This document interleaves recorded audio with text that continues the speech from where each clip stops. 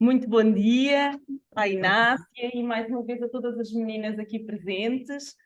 Ahm, eu estou muito contente, Inácia, agora não estou a olhar para si, vou olhando para elas também. Estou muito contente de termos connosco aqui a professora Inácia.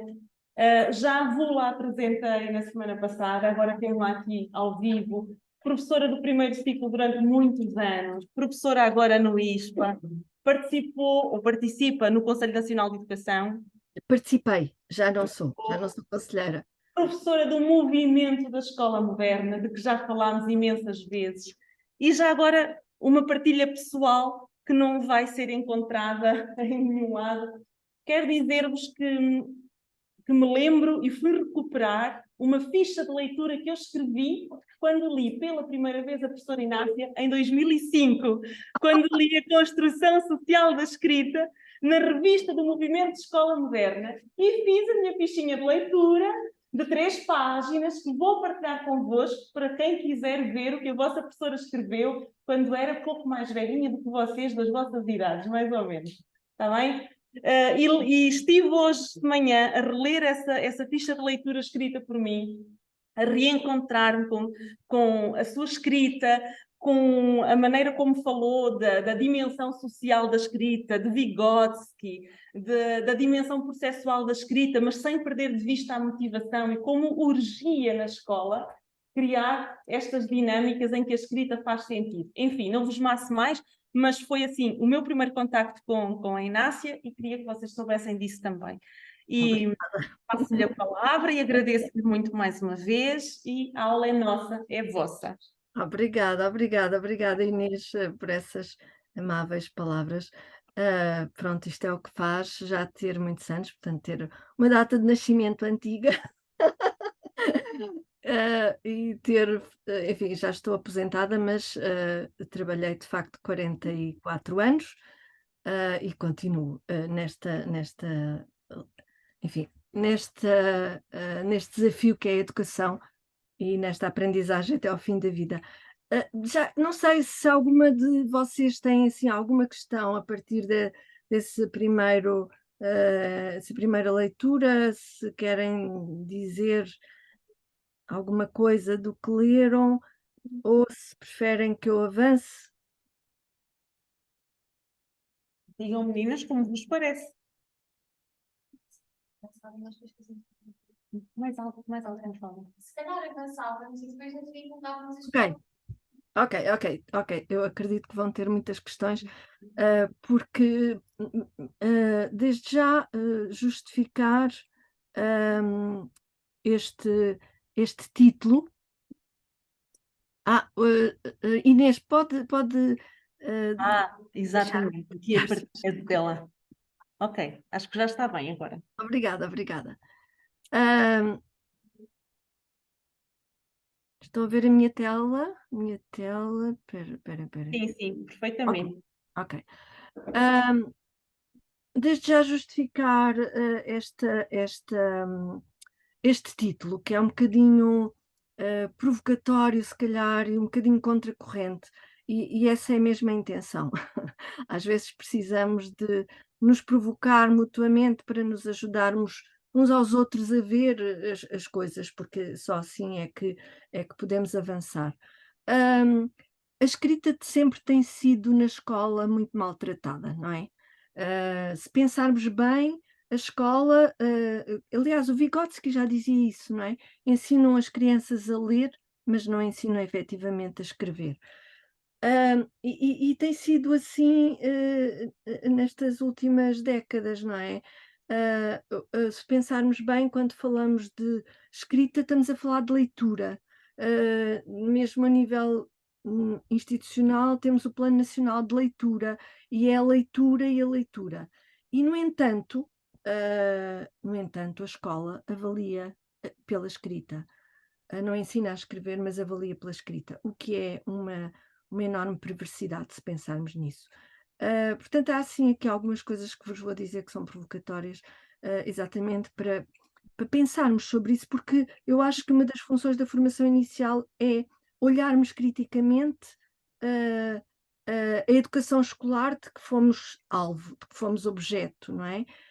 pensarmos o que é que a escola fez connosco, o que é que fez com a nossa escrita, com a nossa leitura, pensarmos qual é a nossa relação com a leitura, com a escrita, e pensarmos porque é que hoje em dia ainda temos tanto, se pensarem, cada uma de vocês com certeza que isto acontece, não é?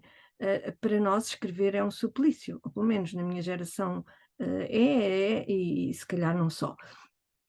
Porque a forma como nós aprendemos estas competências básicas, estes instrumentos fundamentais para a aquisição e para o desenvolvimento da cultura, a forma como entramos neste mundo é determinante para a nossa relação futura e ao longo da vida. Eu vou começar por vos situar no quadro teórico enfim, que me tem orientado ao longo de mim e às pessoas com quem eu tenho aprendido a profissão. E depois então apresento um conjunto de exemplos de trabalho na sala de aula que operacionalizam, enfim, esta perspectiva sociocultural que defendo, mas para já dar-vos aqui esta panorâmica, e é importante não perdermos de vista enfim, há sempre três grandes paradigmas que nos situam na educação e convém percebermos onde estamos para tomarmos consciência disso e pensar se é isso que nós de facto queremos. O Sérgio Nisa, num texto que eu acho muito importante para uma aprendizagem funcional da linguagem escrita, que está num livro que infelizmente está esgotado, mas que se conseguirem encontrar, eu recomendo vivamente, porque tem imensos exemplos práticos, que se chama Criar o Gosto pela Escrita, foi editado pelo Ministério da Educação em 98. Decorreu de um trabalho que foi feito para a formação contínua de professores, na sequência já agora de um teste de literacia feito a nível nacional e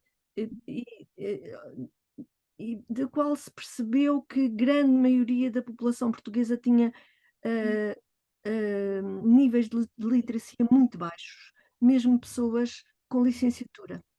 Isto faz-nos pensar, não é? O que é que a escola faz relativamente às questões da literacia?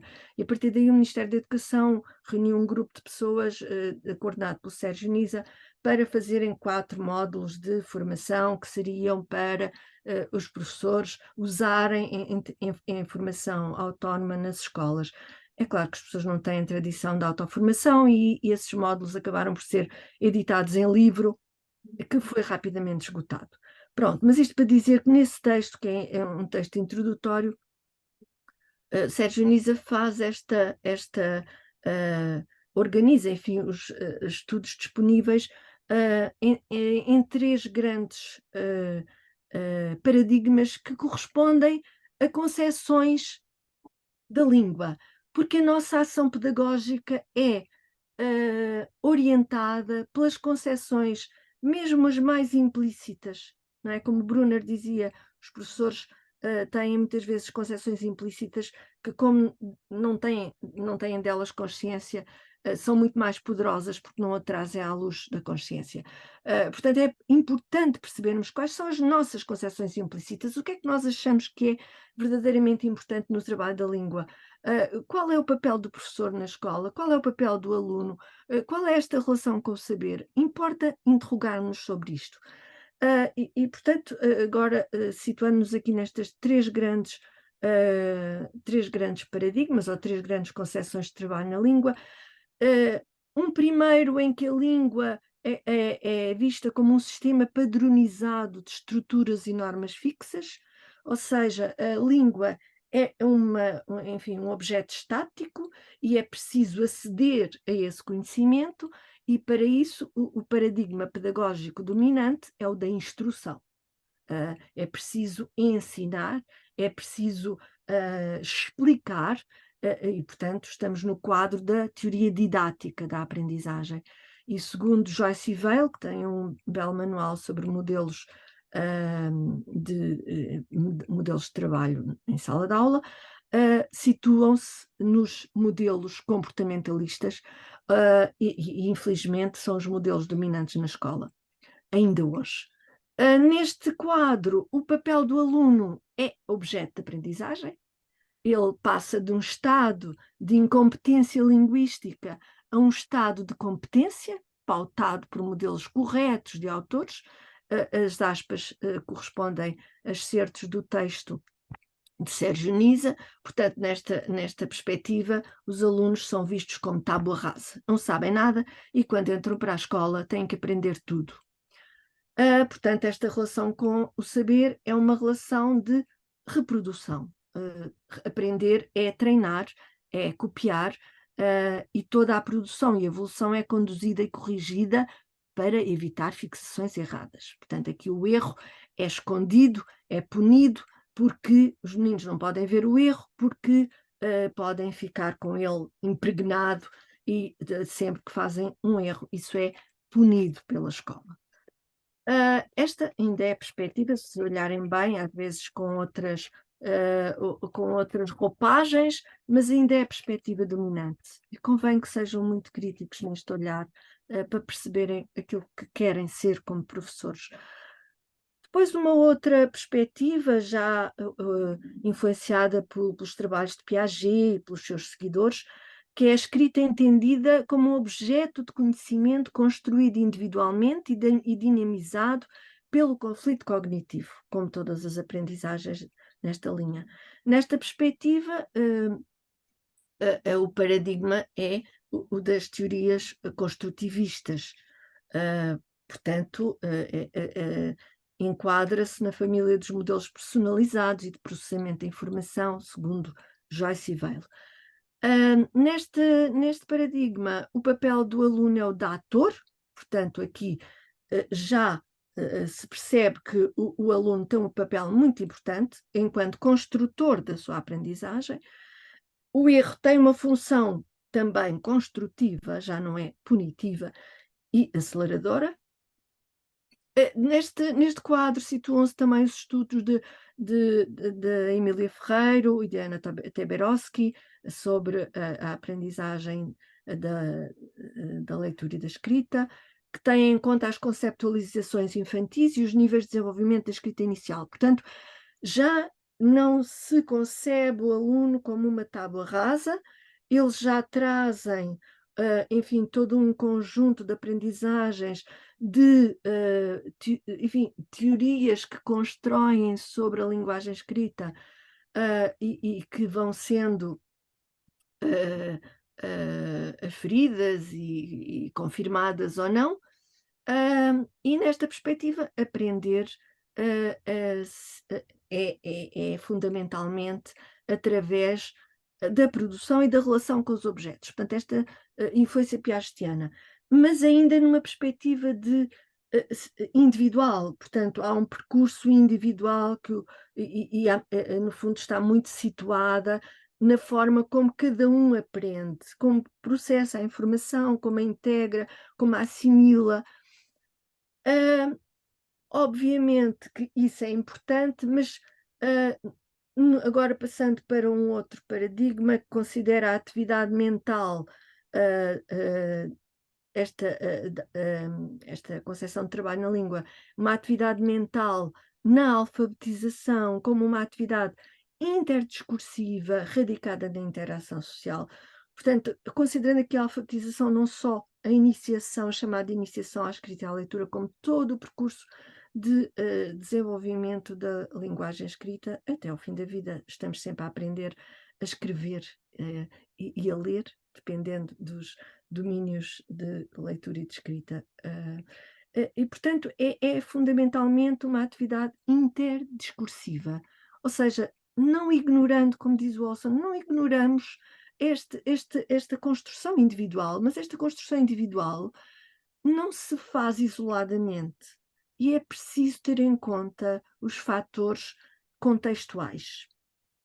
E, portanto, situa-se no paradigma da comunicação, nas teorias socio-históricas ou socioculturais, decorrentes do Vygotsky, como sabem, se veio de marcar do Piaget no sentido de introduzir uma triangulação, portanto, de facto, as crianças aprendem na relação com os objetos, enfim, a partir desta perspectiva dos estádios, etc., mas com o outro, não é?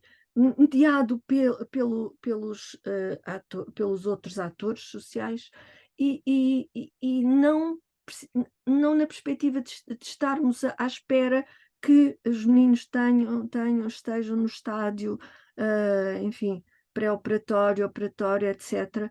Porque, segundo ele, Vygotsky, as boas aprendizagens, as tais que se situam na zona de desenvolvimento potencial, ajudam, fazem avançar o desenvolvimento. Portanto, aqui nesta perspectiva de o que é que avança primeiro, se é a aprendizagem, se é o desenvolvimento, e ele diz que as boas aprendizagens fazem avançar o desenvolvimento. Pronto, nesta perspectiva também o papel do aluno é o de autor, já não é só ator, não representa ali um papel que lhe é atribuído, é autor, porque escreve para destinatários reais ou durante a produção de obras culturais autênticas, e enquanto escreve, aprende acerca da escrita. A relação aqui com o saber é num quadro funcional de comunicação, através de processos discursivos dialogais. Aprender significa fazer, usar, praticar com finalidade social explícita e a interação cooperada. Portanto, é desta linha, desta perspectiva que vos vou falar, que se calhar é um bocadinho estranha, e por isso não vão colocando questões, interrogações, podem interromper, porque eu tenho este péssimo vício dos professores, que é não me calar, e também porque me entusiasmo. Portanto, estejam à vontade para interromperem, e peço ajuda à Inês quando alguém quiser tomar a palavra, que eu daqui não consigo perceber. Está bem, Inês? Sim, eu vou sempre olhando. Ok. Pronto. Neste domínio, a escrita é um veículo, é um instrumento, é uma ferramenta de comunicação. Mas quando falamos em escrita, parece que estamos todos a falar da mesma coisa. E dizem, pronto, a entrada pela escrita, então, mas os meninos, quando entram para a escola, eles também começam logo a escrever. Ou seja, este chamado método analítico sintético, que é o que domina, é um método legográfico. Portanto, de facto, os meninos escrevem. O que é que eles escrevem? Escrevem letras. Filas inteiras de Is, de As, de Ps, de Ts. Estamos numa representação gráfica da língua. Mas perguntam-me, mas então a escrita não é uma representação gráfica da língua? Portanto, isto parece óbvio para nós, e é importante começarmos a interrogar. Esta representação gráfica, nesta perspectiva, é uma perspectiva mecânica. Portanto, é preciso saber desenhar as letras para se escrever bem. Portanto, a entrada, de facto, é pela escrita enquanto caligrafia. Portanto, estamos na tal representação gráfica, e, portanto, os meninos, para aprenderem a ler, têm que aprender a desenhar muito bem as letras. Reparem que o foco passa a ser a forma da letra. E Teberovsky chama isto a escritura, e que é a reprodução de exercícios padrão e de autores consagrados, à medida que se vai evoluindo na escolaridade. Portanto, os meninos têm que reproduzir as letras, depois as palavras escritas com P e T, e depois as frases que são idiotas, desculpem-me, mas se pensarmos nas frases com P e T são frases tontas que ninguém fala, não é? O papai e a mamãe, não, mamãe não pode ser. O avô, não, o papai, a titia, enfim, são infantilizações que, na minha perspectiva, constituem atentados à inteligência das crianças. Esta escrita é diferente daquela que nós chamamos de linguagem escrita, ou seja, a linguagem que se escreve. Então estamos a falar de linguagem, não estamos a falar de exercícios mecânicos da escrita. Esta linguagem que se escreve traduz-se na produção de textos. Aquilo que Barthes nos desafiava ainda nos anos 70 a dizer que agora precisamos é de passar de leitores a escritores, porque no momento em que passarmos de leitores a escritores, dizia ele, já nos anos 70 do século passado, todos os problemas de legibilidade desaparecerão, porque no momento da produção nós compreendemos melhor a leitura. Estamos a falar, de facto, da produção de textos, ou seja, segundo Stubbs, é uma peça de discurso oral ou escrito que tenha sido produzida em situação social real, ou seja, estamos a falar da linguagem oral, da dialogia, da interação e que se pode registar no texto. Estamos a falar de elementos de comunicação. Ou seja, as crianças, quando chegam à escola e já têm todo aquele percurso de muitas vezes de contacto com a linguagem escrita e já fazem teorias sobre a linguagem escrita, sobre a escrita, sobre o que é escrita. Quando chegam à escola, a escola faz tábua rasa disso e vamos aprender as letras, não é? Ao invés disso, a escola deveria cuidar desta função da linguagem escrita, que é a da representação da fala. Sem saberem verbalizar, as crianças interrogam-se numa fase que a Margarida Alves Martins chama da fase cognitiva, que é aquela fase de confusão cognitiva em que elas se interrogam sem saberem dizer o que é isto da escrita, o que a escrita representa, é feita de quê, para que é que serve? Parece-nos óbvio, não é? Mas é preciso olhar para estes estudos sobre as concepções precoces para nos colocarmos na cabeça das crianças e tentar perceber a evolução delas.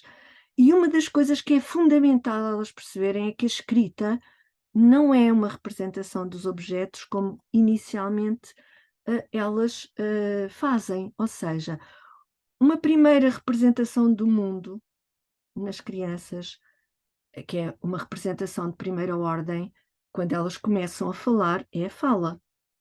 E progressivamente também vão representando o mundo pelo desenho.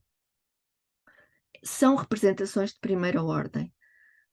Mas progressivamente, e quando se deparam com linguagem escrita, quando é preciso aprender em linguagem escrita, elas têm que perceber o que é escrita, que não é uma representação direta do mundo, porque, segundo também os estudos da Margarida Alves Martins, se já tiverem contactado com eles, sabem, se perguntarmos a uma criança como é que se escreve elefante, ela acha que tem que ser uma palavra muito grande. E como é que se escreve formiga? Ela acha que tem que ser uma palavra muito pequenina, porque a formiga é muito pequenina. Ou seja, numa primeira abordagem, elas acham que a escrita tem que ter ou deve ter as características dos objetos e representar diretamente os objetos. Mas tem que perceber, para, enfim, passar a uma progressiva clareza cognitiva, que a escrita é uma representação da fala, ou seja, como diz o Vygotsky, é o desenho da fala ou a álgebra da linguagem. Parece uma pequenina nuance, mas não é para quem começa. Só depois de automatizarmos a escrita, só depois de não estarmos a pensar como é que se escreve, como é que se escrevem as palavras, é que então podemos dizer que automatizamos a escrita, e aí a escrita, no nosso caso, já é uma representação direta do mundo, porque já automatizamos todos os seus processos e todos os seus mecanismos formais. Porquê é que eu falo nisto? Porque distinguimos a escrita da escola da produção escrita.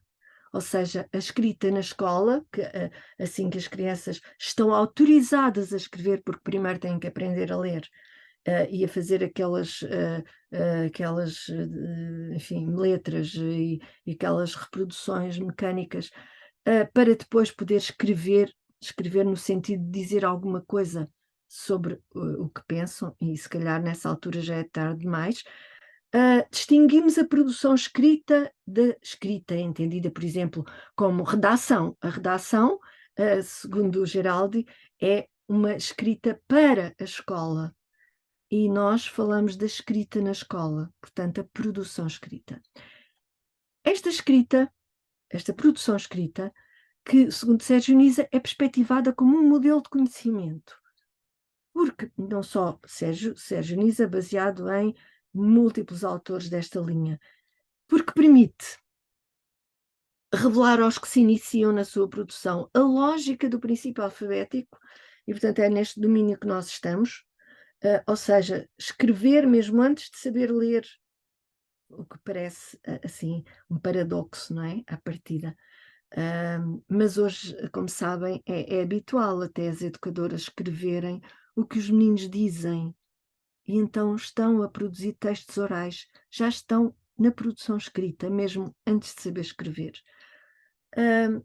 E esta produção escrita, esta produção de enunciados autênticos de comunicação, porque eu quero contar coisas aos meus amigos, esta escrita permite revelar a estas crianças que precisam, obviamente, de aprender o código convencional, o código alfabético, permite revelar o princípio do código alfabético.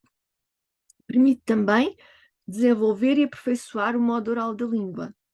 E se pensarmos, enfim, no nosso contacto com as crianças, é muito óbvio. Estou-me a lembrar, por exemplo, uma menina que escreveu árvore, e eu, dialogando com ela, dizia: olha, vê lá, árvore, não, é árvore.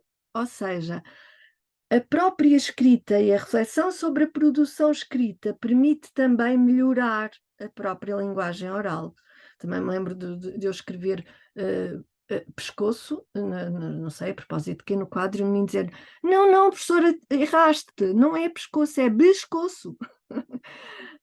E, portanto, permite aferir a própria linguagem oral. Portanto, desenvolver e aperfeiçoar o modo oral da língua.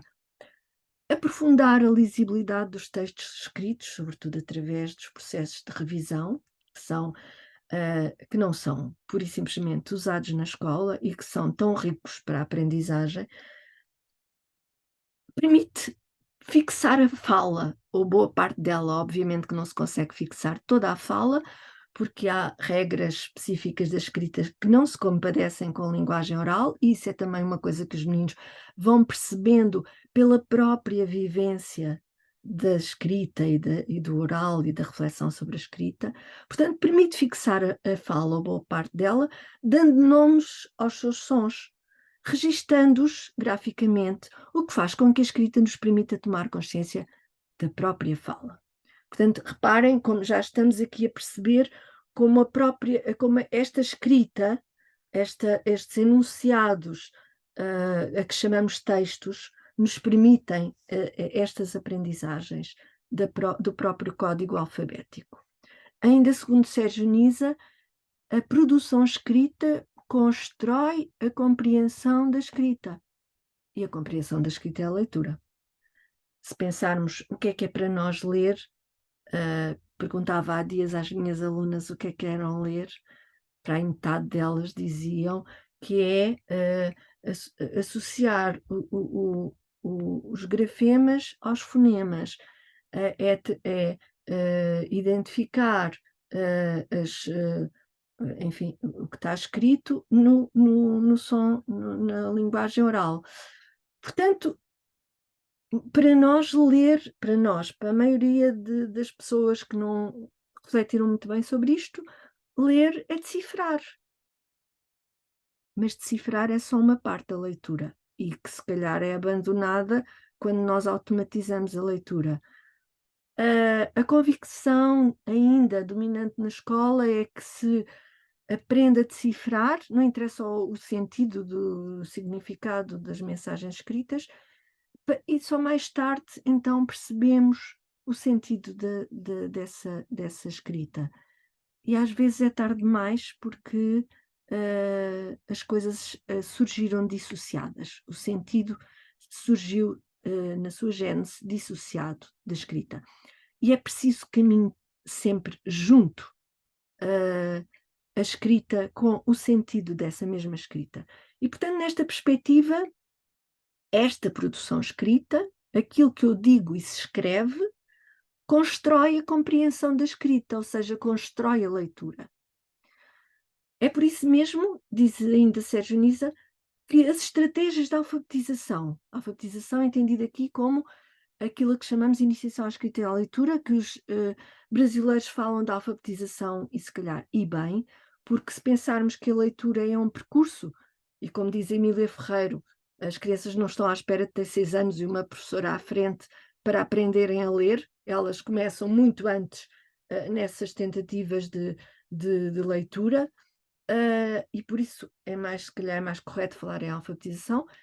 Portanto, diz ele, estas estratégias de alfabetização, assentos em processos de escrita, leitura, ou seja, partindo da escrita para a leitura, são mais eficazes na aprendizagem e no desenvolvimento da escrita e da leitura do que as estratégias apoiadas nos métodos tradicionais de ensino fonético ou global da leitura. Portanto, qualquer que seja o método que obriga as crianças a percorrer aquelas etapas rigidamente, se calhar vai anular, vai castrar tudo aquilo que para trás as crianças já construíram e ensinar na perspectiva que a escola quer ensinar e que tem a convicção que é ensinar, logo as crianças aprendem. Por isso nos demarcamos no movimento da escola moderna dos métodos, e os psicolinguistas demarcam-se também dos métodos. Nenhum deles se vincula a nenhum método e demarcam-se dessa guerra, quer dizer, não, os métodos estão na linha da didática, do ensino, e é preciso criar condições para as crianças aprenderem. E por isso o movimento da escola moderna tem vindo a ensaiar desde os anos 60 do século passado, com base, enfim, nos estudos que foram sendo feitos, foi construindo aquilo a que chamamos uma abordagem discursiva e interativa. Discursiva porque parte do discurso das crianças, em situações comunicativas autênticas.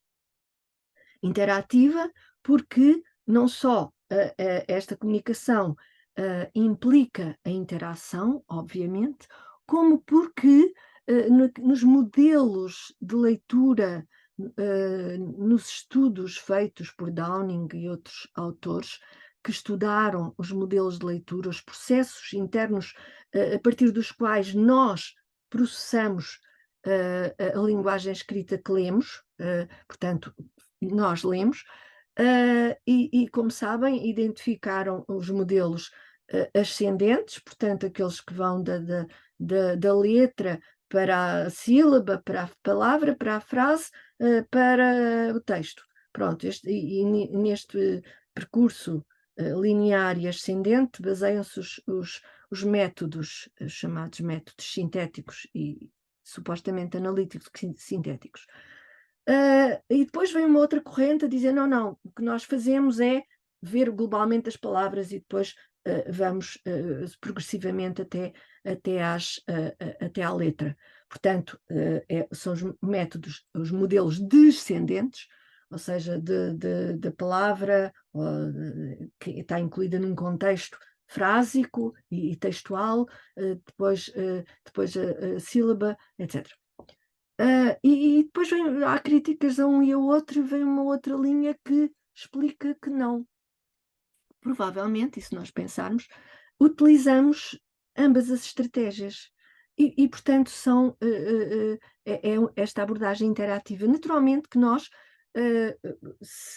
que estamos por dentro do contexto do material de leitura que temos, fazemos uma leitura global e fazemos muitas vezes uma leitura por antecipação. E às vezes pela primeira sílaba antecipamos a palavra a seguir, e às vezes percebemos que não é, temos que então voltar atrás e aí podemos, enfim, olhar melhor para a palavra e silabar, etc.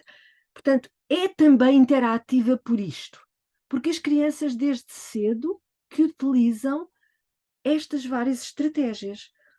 Globalizam palavras, mas também identificam sílabas, mas também identificam letras, portanto, usam estratégias de antecipação. E, portanto, todas essas estratégias estão ao serviço da descodificação, da identificação, da compreensão daquele enunciado escrito. E é sempre para aí que as crianças, nesta perspectiva, se orientam, a tentar perceber o que é que está ali escrito. Por isso não é um método, marca-se da guerra dos métodos, inscreve-se numa perspectiva sociocultural do desenvolvimento humano, como vimos falar, corresponde a um paradigma de aprendizagem onde ensino também, como eu já vos disse, e procura criar condições para potenciar os saberes de cada criança, no quadro de uma comunidade de aprendizagem, que já vamos precisar deste conceito. Aqui, obviamente, que tem lugar tudo aquilo que a criança já traz consigo em termos de concepções precoces, de teorias que já fez de hipóteses que já colocou sobre a escrita, porque tudo isto é bem-vindo, é acolhido e é discutido, e é neste caldo de interação que todos aprendemos. Portanto, esta abordagem discursiva interativa parte das concepções de que a escrita é a representação da fala, e não podemos perder isso de vista. Que o texto é um fragmento do discurso interior. Portanto, não estamos aqui a falar, eu costumo dar este exemplo, é muito diferente eu dizer o pato nada no lago, é porque aqui já se deram as consoantes M, N, D, etc., porque senão as crianças não estão autorizadas a ler estas frases, não é? Mas é muito diferente dizer o pato nada no lago, que eu não sei qual é o lago, nem qual é o pato, ou dizer eu vi um pato a nadar no lago. E eu lido com a língua toda, não estou só a lidar com aspectos fragmentários da língua. Nós somos utilizadores da língua desde que aprendemos a falar. Como diz Sérgio Dionísio, as crianças, desde que aprendem a falar, têm lá dentro a gramática toda. Então, só é importante ajudar a tornar explícito aquilo que nós já sabemos. Que ler não é só decifrar, mas construir significados a partir de uma mensagem escrita, que o ato da escrita é para alguém ler e compreender o que se quer comunicar. O Geraldi diz isto, não é? Para eu escrever, tenho que ter alguém para quem quer comunicar, tenho que ter um motivo para escrever. Pronto, então é fundamental ter alguém para ler e compreender, que não seja só o professor para classificar ou para riscar e criticar. E numa comunidade de aprendizagem, mais uma vez este conceito, a escrita é a memória do grupo e do que se vai construindo no cotidiano escolar. Por isso, estas condições ecológicas para a produção e desenvolvimento da escrita, aqui delineadas por Sérgio Dionísio, têm como base aquilo que Vygotsky já dizia, que o ensino tem que ser organizado de forma a que a leitura e a escrita se tornem necessárias às crianças. E isto não é com artifícios. A escola é perita em criar artifícios e em ficar convicta que tudo aquilo que os professores lhes dão é significativo.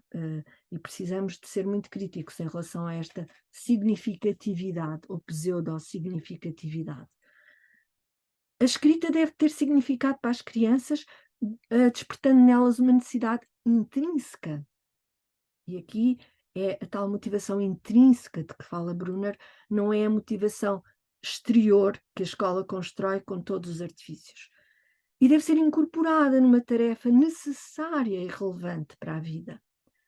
E sabemos como as salas de aula estão ausentes da vida muitas vezes.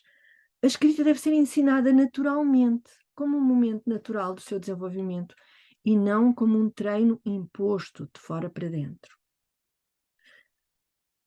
Só para precisar, então, é evidente que isto só é possível no quadro de uma comunidade de aprendizagem. Então, hoje também está na moda este conceito, e como muitos conceitos da pedagogia, é preciso clarificar. O que é isto de comunidade de aprendizagem? Há estudos sobre isto, do Wenger, da Rogoff, etc. Uma comunidade é um grupo de pessoas que se mantêm juntas por um interesse comum e que estão vinculadas por algumas convenções. Por isso é preciso, desde o princípio, se queremos, criar as tais condições na sala de aula para que o grupo se constitua como comunidade de aprendizagem. Então, na monodocência, não é? No caso do ensino por disciplinas é mais difícil, porque estamos com eles 50 minutos, ou na melhor das hipóteses, 90 minutos por semana. Mas no caso de uma monodocência é mais fácil, precisamos é de ter essa intencionalidade. Com o tempo, diz o Boscolo, o indivíduo aprende a adotar o tipo de linguagem oral e escrito da comunidade e a participar nas suas atividades. Portanto, vamos construindo uma comunidade também de linguagem. E a participação dessa comunidade pode-se comparar a uma conversação contínua, que se estende no tempo e no espaço, em que os textos representam respostas a outros textos, portanto, é uma intertextualidade. É como se fosse um contínuo fala, escrita, leitura, e aqui não há esta separação. Primeiro vamos aprender a falar, ou primeiro vamos aprender a ler, só para depois aprender a escrever e a ler. E diz ele também que quem escreve não o faz isoladamente, mas como membro de uma comunidade com a qual se partilham as destrezas alfabetizadas, sem medo de críticas, porque é uma comunidade de afetos também, quer dizer, as modalidades, as funções, as condições e os limites dos textos, os géneros, os significados que estes adquirem nos contextos em que são escritos, lidos e interpretados. Portanto, é neste contexto que aparece o texto, que é a base da aprendizagem. E o texto, ainda segundo Stubbs, não é? Que é este fragmento de discurso, não é só um produto redacional, não é? Mas um instrumento de comunicação, uma permanente negociação de significados entre o escritor e a representação do potencial leitor, sendo por isso uma construção social. Portanto, eu escrevo um texto porque quero comunicar alguma coisa a alguém. Escreve-se para um destinatário real, que não é só o professor, que no contexto escolar é o único destinatário, e é o destinatário para avaliar no sentido de classificar, ou de identificar os erros ortográficos, etc. Nesta perspectiva, a escrita é discursiva e interativa, porque escrever não é uma atividade estática e que se circunscreve ao trabalho específico da língua. Não é só naqueles momentos de trabalho da língua que escrevemos ou que falamos em texto. Inscreve-se num contínuo comunicativo. E por isso deve atravessar todo o currículo, não é? E os psicolinguistas e os, enfim, quem trabalha nesta área percebeu como a escrita é uma ferramenta fundamental na aprendizagem das várias áreas do currículo. Por isso se fala muito, a partir dos anos 80, da escrita através do currículo nos Estados Unidos, por exemplo. Mas então aqui a escrita atravessa efetivamente todo o currículo, não só o currículo, o programa que tem que ser aprendido, mas tudo aquilo que se faz na escola. E isso também é currículo, porque o modo como fazemos também é um aspecto curricular, porque corresponde àquilo que se designa por currículo oculto e que ensina muita coisa para além daquilo que é verbalizado. Portanto, escreve-se quando planificamos, quando avaliamos, quando tiramos apontamentos, quando preparamos comunicações, quando registamos observações, quando argumentamos, quando relatamos, e tudo isto é possível fazer desde o primeiro ano. Pronto, e agora vou passar, já não vos massacro tanto com coisas mais teóricas, mas só para perceberem este quadro. Vou passar a dar-vos aqui um conjunto de imagens que traduzem o modo como, no movimento da escola moderna, operacionalizamos tudo isto que temos estado aqui a falar, e que, enfim, aqui dou exemplos da minha prática, que no fundo é a forma como eu me apropriei. Um aspecto fundamental deste contexto ecológico é a organização cooperada, ou seja, tudo é partilhado com as crianças desde a educação pré-escolar. E para isso temos que ter a sala organizada de modo a que as crianças acedam aos materiais, aos recursos, autonomamente. Ou seja, a autonomia aqui como uma das grandes competências a conquistar. E para isso temos, enfim, a sala vai se constituindo como um banho de escrita. E, naturalmente, desde que se entram na sala de aula, que estão a utilizar a linguagem escrita. Aqui entram, começam a fazer as tarefas é distribuir os cadernos, distribuir as capinhas do PIT, organizar, vou dar aqui outros exemplos. Temos aqui quadros, instrumentos de regulação que nos permitem ir gerindo esta organização partilhada e que, obviamente, vivem da escrita dos nomes, escrita dos meses, a escrita no diário de turma, olhem só aqui esta escrita. Pronto, e a sala tem que estar organizada por áreas, a área das expressões, a área da leitura, etc. E o primeiro momento do dia, os primeiros 10 minutos, eles chegam, não precisam dizer nada, põem a sua mochila no seu lugar e fazem as suas tarefas, que são responsabilidades semanais, que vão sendo, é este quadro aqui, que vão sendo avaliadas e mudadas em cada segunda-feira de manhã. Aqui está o menino a marcar as presenças, tem que ler os nomes dos meninos, estão a ver a leitura de um quadro dupla entrada, que também não é fácil no primeiro ano. Aqui, este menino está aqui a registar o tempo atmosférico, com o tempo que faz. Este menino está a organizar os ficheiros, aqui ficheiros de matemática, esta menina a organizar os ficheiros não, também de matemática, mas este azul são os ficheiros de língua. Aqui a distribuição das capinhas do PIT, já vou explicar o que é, dos cadernos, estes meninos a organizar o espaço das expressões, etc. Tudo isto vive da escrita e da leitura. E depois a organização dos tempos. Progressivamente vamos construindo com eles a agenda semanal. A agenda é a fixação de rotinas e ao fim de algum tempo no primeiro ano temos o mapa da semana, que é a unidade de tempo da semana na monodocência, e há rotinas que vão sendo instituídas, como aqui este primeiro momento da semana, que é da organização da semana, de tarefas, a data, a avaliação das parcerias, a organização de novas parcerias, o plano da semana, etc. Que é depois avaliado no final da semana, aqui na reunião de conselho. Mas também todos os dias de manhã, assim que entram as tarefas e a data, o plano do dia, e logo a seguir, na primeira meia hora, a apresentação de produções. Eu já vou falar sobre isto. Depois destacar aqui alguns momentos que também são rotina, por exemplo, o trabalho de um texto. revisão e reescrita na segunda-feira à tarde.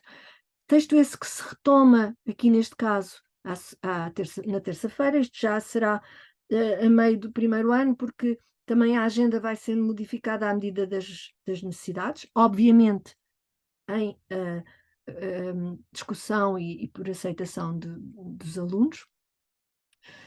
E aqui, a quinta-feira, a continuação do trabalho de texto. Nos primeiros tempos temos todos os dias um momento de trabalho sobre o texto que é trabalhado à segunda-feira. Também aqui este tempo, que é das 11h30 à 1h, que é um tempo de estudo autónomo, também falarei sobre isso. Aqui um tempo de projetos, neste caso só temos 2 tempos, às vezes os constrangimentos da gestão do tempo não nos deixam ter mais tempos. Um deles é a apresentação de projetos. Pronto, falarei sobre isso, mas esta matriz de organização vai sendo retomada em cada semana para combinarmos, então, qual é o texto que vamos trabalhar esta semana? Então, qual é o projeto que vamos apresentar?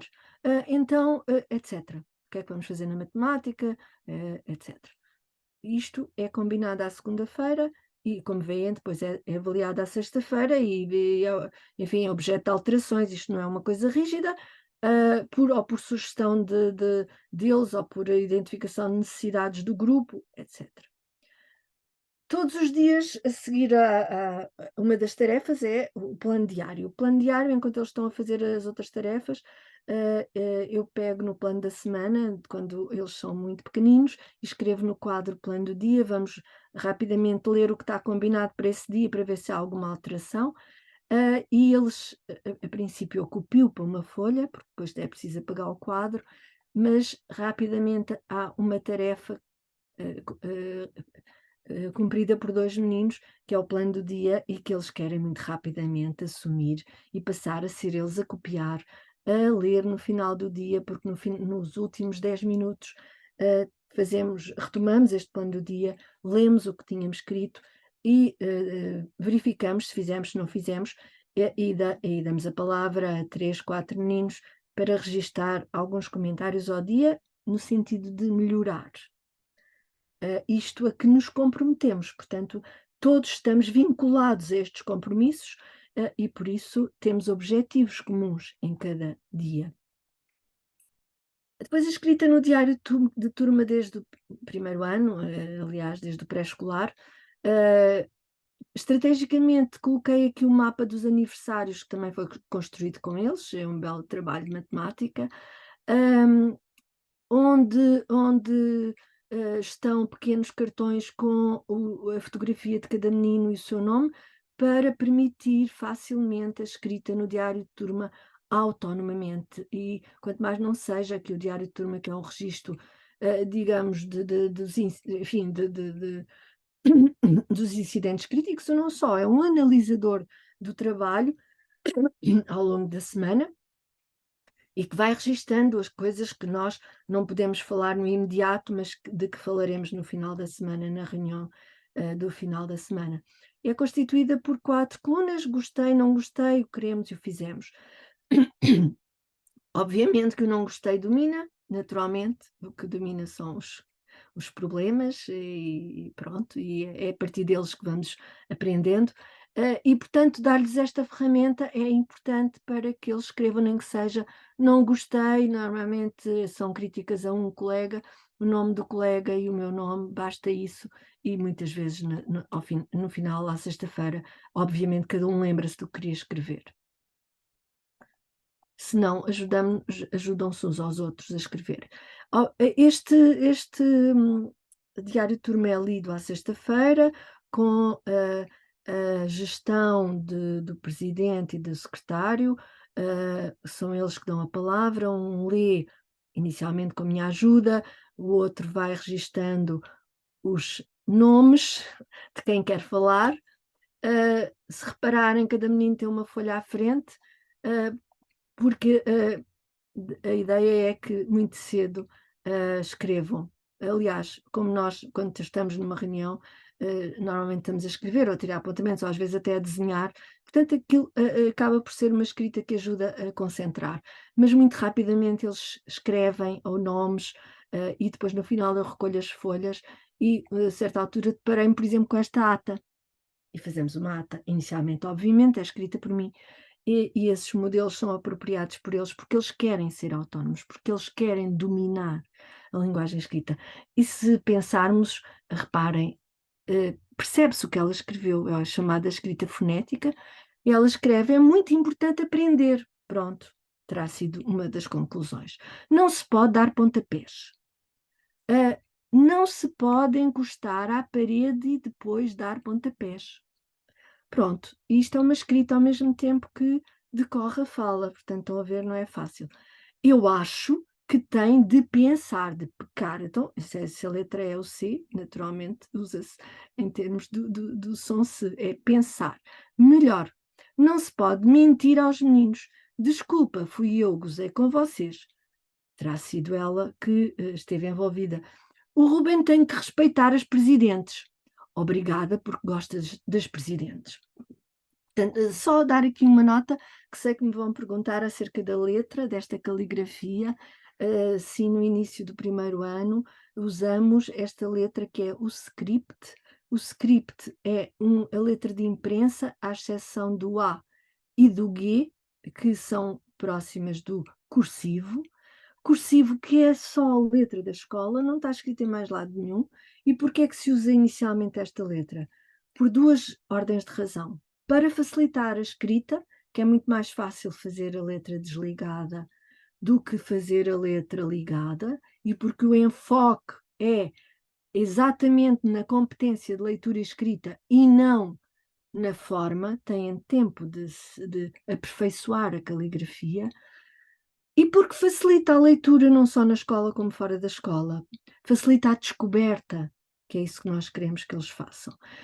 Depois é muito fácil fazer a ligação entre estas letras no chamado script. Reparem, é só fazer aqui o M, é só fazer mais uma perninha, ligar ao U, e o U ligar ao I, e o I ligar ao T, e o T ligar ao O. Portanto, depois é muito fácil fazer isto. Pronto, só para arrumar as questões da caligrafia. Pronto, e privilegia-se efetivamente a escrita como forma de comunicação autêntica e para difusão e partilha dos produtos. É um dos grandes pilares desta organização. E para isso temos que instituir momentos, como seja a apresentação de produções, e encontrar modos de divulgação destas produções. A primeira grande audiência para estes textos escritos pelas crianças é a turma. E por isso a apresentação de produções, portanto, esta primeira meia hora é tão importante. É fundamental para alimentar esta produção. Se não houver este momento, a produção cai, porque não é valorizada. E esta produção, estas produções que podem apresentar textos, mas também podem apresentar desenhos, pinturas, enfim, produções deles. Mas obviamente é por aqui que passam os textos que eles vão escrevendo e que a Presidente vai registando aqui neste quadro para regular quem quer, quem se inscreve, porque em cada dia não dá para muitos meninos apresentarem. Portanto, ficam inscritos e depois segue-se a ordem da inscrição.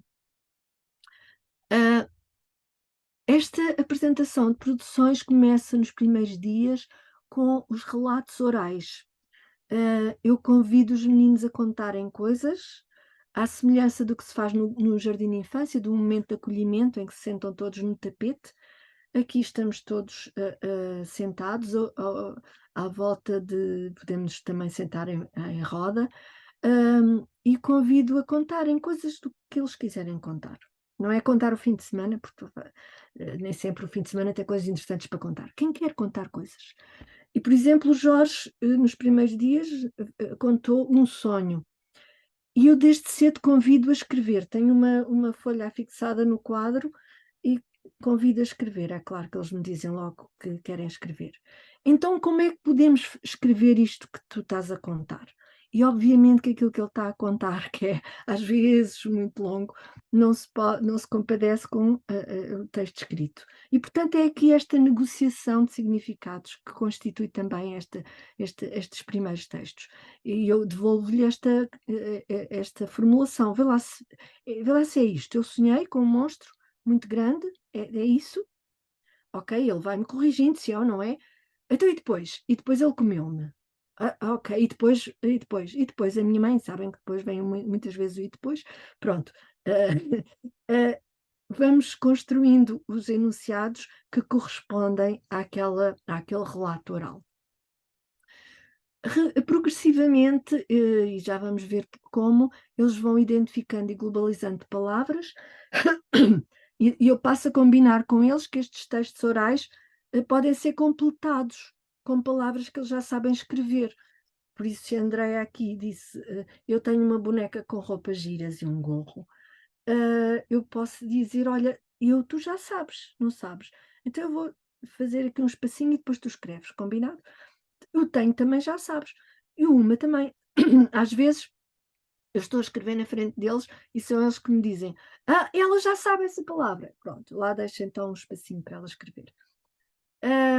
Pronto, e esses textos, depois de completos e ilustrados, são afixados numa primeira fase, ou pelo menos eu vou fixando, para dar modelos de escrita. Embora eles desde o início tenham aquilo que nós designamos um caderno de escrita livre. Têm um caderno liso, de tamanho A5, onde podem escrever aquilo que quiserem livremente. Mas estes primeiros textos vão sendo assim para lhes dar o modelo, digamos. Mas a certa altura a parede está cheia, não é? E eu aproveito para dizer, olha, temos a parede cheia, então se calhar agora o melhor é escreverem nos vossos cadernos de escrita e então virem ler aquilo que escreveram. E vejam, por exemplo, uma das primeiras páginas de um caderno de escrita livre. Dir-me-ão, não é um texto, pois não, são tentativas de escrita. Mas tudo é aceite. Eles começam por copiar tudo o que têm à sua volta, como fazem no jardim de infância. E não é por acaso que aparecem estas palavras, são palavras de textos já trabalhados, e depois, a certa altura, reparem o que faz. Há aqui uma pseudopalavra, não é? E depois há aqui com a palavra sol, que ele faz todas as posições possíveis das letras de sol. Como as criancinhas pequenas, quando são pequeninas e atiram para o chão o objeto para ver se ele continua na mesma e para perceberem que afinal o objeto, mesmo virado ao contrário, continua igual.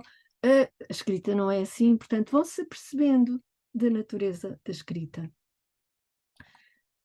E depois, progressivamente, vão avançando com textos que se calhar não têm tanta riqueza de relato oral, porque eles se querem apropriar da escrita. Então os primeiros textos são pequenos enunciados. Eu ontem vi o Afonso, pronto, ele escreveu o eu e o Afonso. Eu gosto de aprender inglês, mas progressivamente vão aumentando este universo de linguagem escrita. Eu gostava que a minha mãe me ensinasse a escrever. Ela escreveu eu gostava porque já teria aparecido num texto, que a minha mãe também me ensinasse a escrever, mas logo a seguir reparem que já usa o eu gostava, que a minha mãe. Pronto, já usa este enunciado para... Já usei eu estou a apontar bem aqui, já usei este enunciado que foi escrito anteriormente. E é assim que eles se vão apropriando da linguagem escrita, porque depois tudo aquilo que escrevem vão ler à turma. Aqui o eu só não tem o gosto e o de, se calhar até já saberia, mas pronto, eu também às vezes me esqueço do que eles já sabem escrever. E eles querem muito rapidamente ganhar autonomia, por isso repetem. E aqui há uma repetição, sim, mas não é uma repetição imposta, é uma repetição intencional de quem se quer apropriar. E então, um dos textos trabalhados teria sido: eu gostava que ele ia aprender, eu gostava que o Fábio aprendesse comigo a escrever, acho que era assim. E aqui a Rita escreve: eu gostava que a Lia aprendesse comigo a escrever, eu gostava que a Rafaela aprendesse comigo a escrever, eu gostava que a Beatriz aprendesse comigo a escrever. E vai enumerando os meninos e as meninas todas da turma e repete o texto só com a mudança da pessoa a quem se refere. E reparem que em todos os textos ela escreve a data e o seu nome. Portanto, ela é a autora. Apesar de estar a repetir, ela está a escrever um texto de sua autoria. E isto é importante, damos importância a estes textos, são textos que inicialmente se registram aqui num outro registro chamado de escrita livre, onde vão registando os textos que vão produzindo, e alguns meninos ainda não têm aqui escrita, e isto também é importante para regular esta produção, mas progressivamente estes textos que vão sendo produzidos e lidos, vamos percebendo que têm intenções comunicativas diferentes. Uma carta não é a mesma coisa que um relato do cotidiano, ou que uma ata começa a surgir, ou que uma história. Portanto, à medida que vão surgindo, porque vão surgindo as intenções comunicativas, não é porque trabalhamos os tipos de textos, eles emergem da própria produção, então vamos disso tomando consciência nestes registros que vão sendo utilizados e onde eles vão registando. Só para dar uma evolução, por exemplo, dos relatos, um relato aqui de novembro, eu tenho um ursinho azul, isto decorre de um texto trabalhado em novembro, eu lembro-me que eu tenho um ursinho amarelo, e a Nadine também usou esse sistema, não é? Foi mudando as cores. Mas aqui em janeiro já diz, eu tenho um cão de peluche, é castanho e amarelo, e isto não foi nenhum texto trabalhado, mas já foi usar palavras que estarão distribuídas pelas paredes, pelas produções. São os relatos do cotidiano. E aqui, por exemplo, em abril, ela já diz: eu neste fim de semana vou ao norte, vou com o meu irmão e com a minha mãe e comigo. E se calhar, não é? Também vai o meu pai e a Raquel e a Mariana. Quando ela leu isto, alguém disse: Nadine, tu não podes dizer ir comigo, porque já estás a falar. Portanto, estou a ver a regulação, porque estes textos, quando são lidos, naturalmente, o autor é interpelado pelos potenciais leitores que estão ali mesmo à frente. E as histórias, porque a certa altura combinámos editar um livro de histórias, então começo a produzir histórias que, reparem, pronto, era uma vez, um belo dia, que uma princesa que estava a brincar, pronto.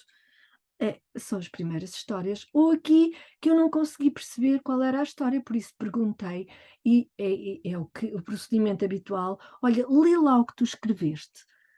Pronto, há aqui palavras que eu percebo, mas não percebo a totalidade, e ela disse-me: era uma vez um coelho que encontrou um gato, depois foi para casa jantar, a seguir foram para o castelo brincar, e portanto ela tem aqui o código convencional daquilo que tentou escrever.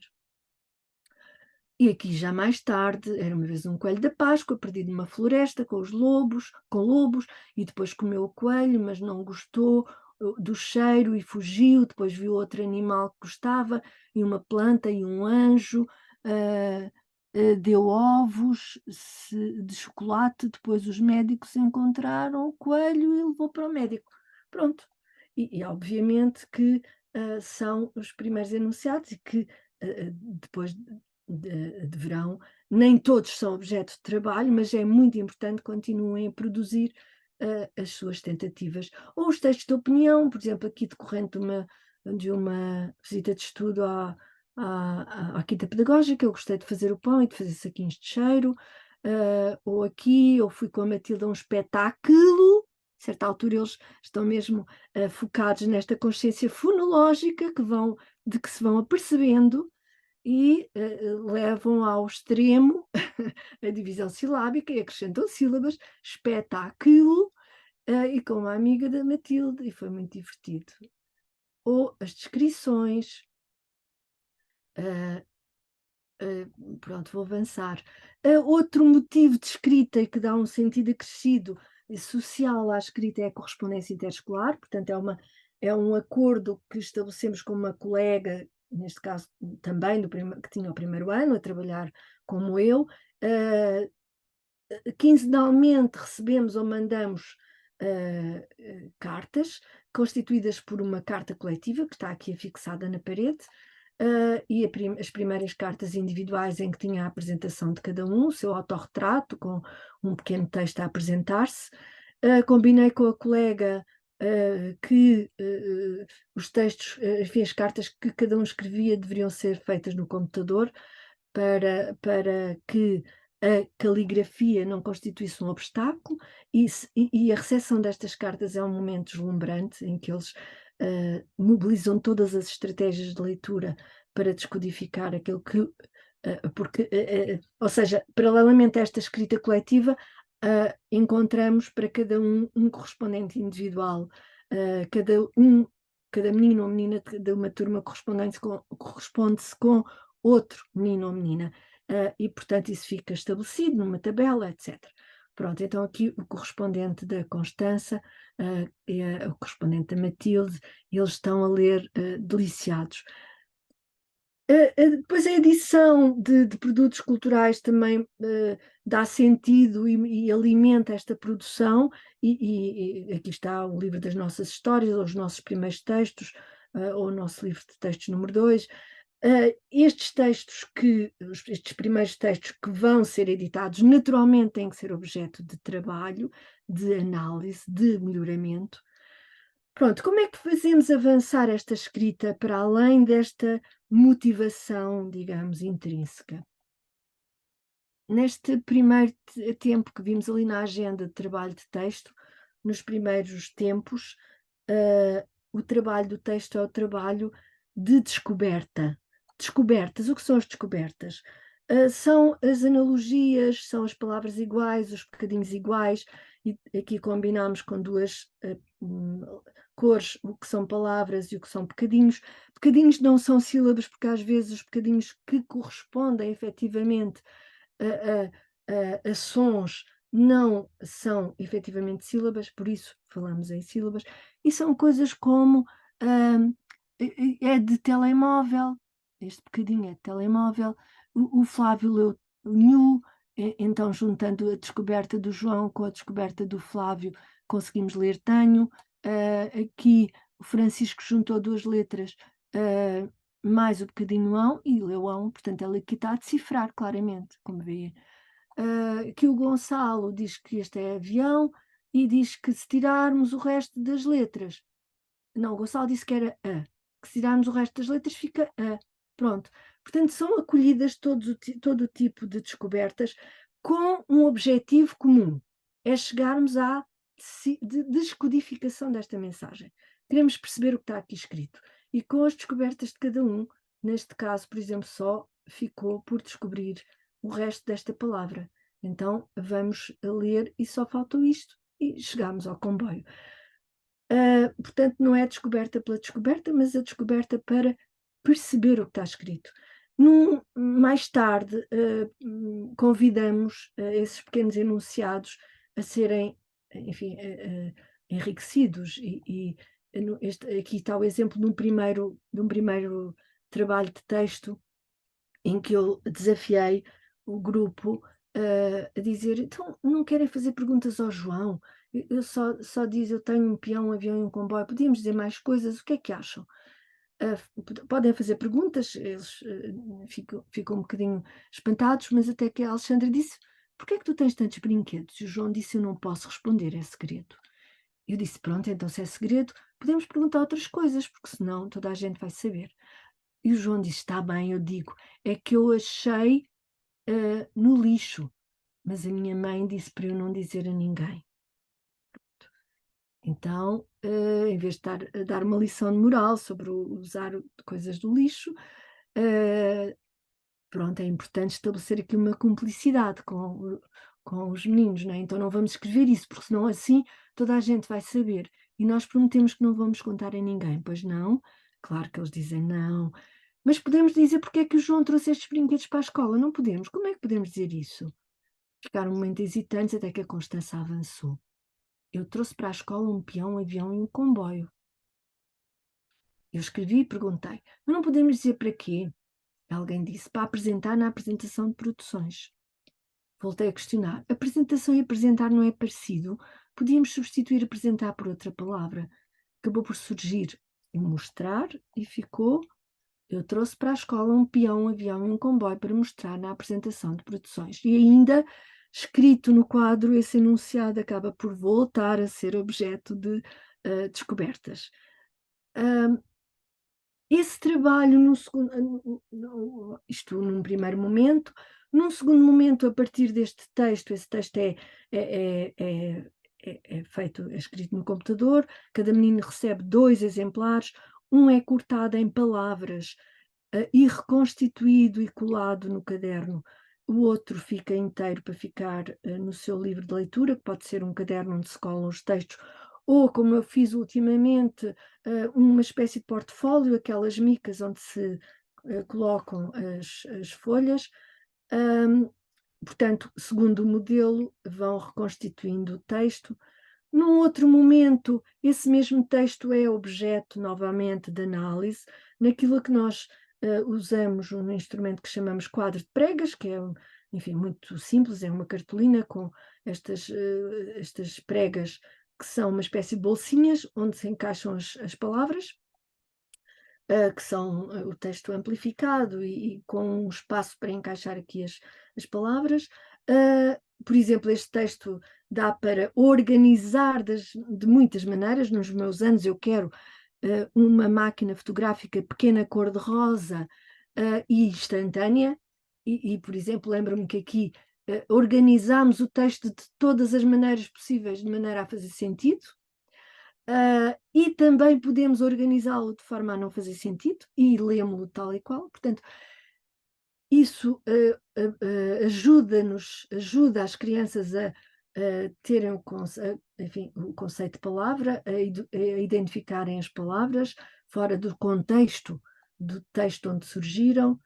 A partir desse texto também identificamos palavras que fazemos que vamos organizando em ficheiros de imagens.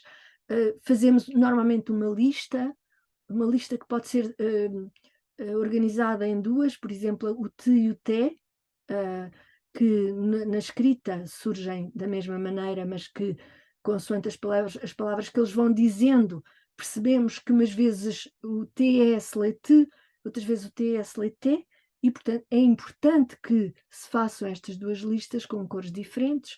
Estas listas ficam expostas, depois são distribuídas por eles, e vamos complexificando as listas. Por exemplo, aqui a partir da palavra espetáculo, que ainda era na altura da transição do acordo ortográfico, eu enganei-me e dei-lhes a palavra com o C antes, e, portanto, disse-lhes para ignorar essa palavra e substituírem por outra que eu dei, e aproveitei para partirmos a palavra em sílabas e